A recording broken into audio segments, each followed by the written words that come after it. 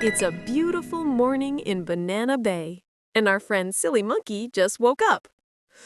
Ah, what a lovely day.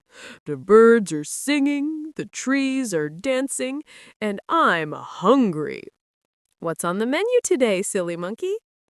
I'm gonna find the world's most delicious banana. Off he went, swinging through the jungle, looking for breakfast. Woohoo! Breakfast time! Let's see what I can find.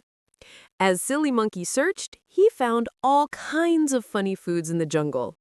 Ooh, look at these spicy pepper berries.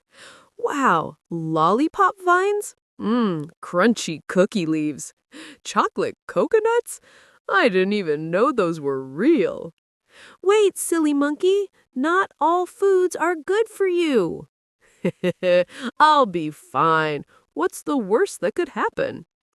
And then, Silly Monkey ate everything. The jungle was a mess. Yum, so tasty. Wait, uh-oh. My tummy feels like a bouncing drum.